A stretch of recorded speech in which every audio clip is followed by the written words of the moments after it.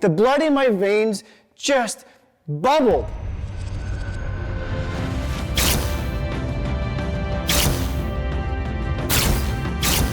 I'm Jonathan. I'm here to flip the script on everything you thought you knew about construction. What's my number one rule? It's super simple, and it's mind-blowing. And you're going to challenge everything you think you thought you knew about it. The rule is simple. Shut up and listen. And what does that really mean?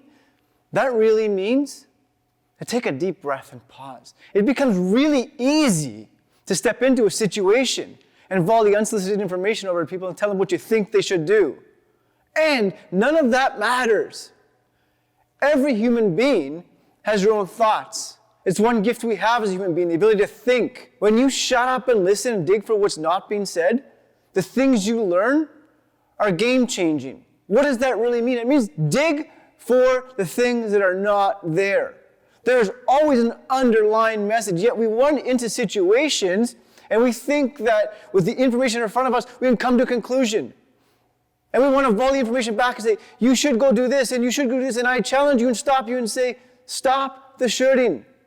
And every time you hear the word should, intercept it with could. You could do this. And that's going to stop you flat. Shut up and listen. How does this show up? How does this make a difference in things? Let me explain a simple situation for you. And this one is really special to me. It's very personal. And it happened actually at home. I was at home. And my son was 7 at the time. And I'm at the kitchen counter, slicing up vegetables, big, 8-inch butcher knife in hand. And he's on the other side of the counter. And he had just got home from school, and I could see something was up, but I didn't bug him, just kind of gave him his own space. Here I am cutting vegetables, and all of a sudden, Christian says to me, Dad, I feel like we're not connected. That's how I felt. Like the blood in my veins just bubbled. I could feel the muscles in my body starting to tense up like I was ready for battle, like ready to go to war, because my brain immediately went into, what the hell are you talking about, kid? My whole life is for you. I've changed everything. I've pivoted. I've navigated. I'm here for you. And instead, I released the clinch in the knife. And I put the knife down. And my body language shifted. Head up, shoulders back. I shifted. I looked him in the eyes, mitigated all distractions around me, and said, sounds awful, Christian. Tell me more. What are you talking about? You see, I invited him to bring me into his world, rather than telling him or armoring up and saying, you're crazy, kid, what are you talking about? What are you talking about? What are you talking about? What are you talking about? And volleying all kinds of unsolicited information at him, saying, you're wrong, you're wrong, you're wrong. I didn't make him wrong. I said to him, what's going through your head? Tell me more about that. We're not connected. What does that really mean? And he pivoted. You know what he did? His response to me was, Dad, sometimes I feel like you're just not part of this family. Holy shit, was that like another punch in the face, right? Again, easy to armor up or show up with vulnerability. Body language shifts. Take a deep breath. Check out what's going on. From there, I stopped what I was doing. I made him the most important thing in my world. I walked around the other side of the counter. I gave him a hug. I sat down on the floor. Now picture, he's 7 years old. I'm sitting on the floor with him between my legs and he's going, okay, I'm here for you. It sounds like you're going through a whole bunch of things. Because I knew that his expression was not the problem. You see, the behavior he was exerting was not what the problem was. There was something else going on. And it takes the awareness to stop that. So I sat down and said, wow, tell me more about what's happening. And his immediate response was, he armored up and said, I don't want to tell you because you're going to give me an answer and you're going to tell me what to do. And all I did was take a deep breath. And now I got closer to him. See, my body language shifted. I was able to put my hands on his shoulders and say, look, you have my commitment that whatever you're about to say, I am not going to respond. I'm wholeheartedly showing up for you because you're what matters.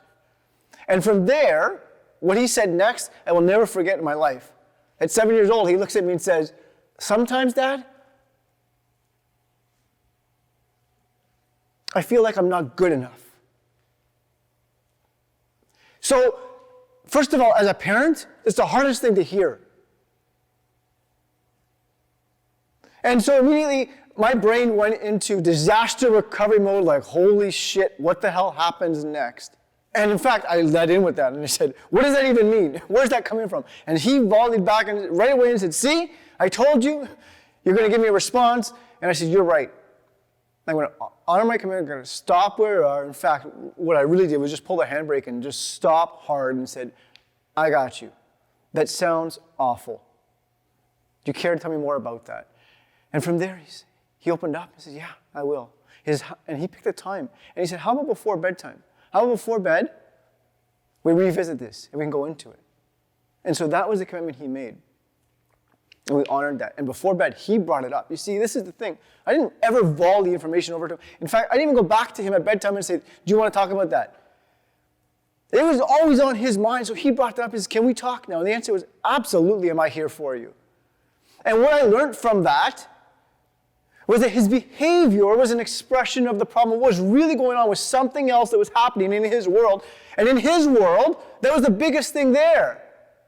Whether that, for me, it was a simple solution, right? But I didn't volley into those solutions. And so when you pivot this, whether this is a 7-year-old child or a grown adult on a construction site, in a boardroom, or anywhere else in life, when you show up for the person in front of you and shut up and listen, everything changes.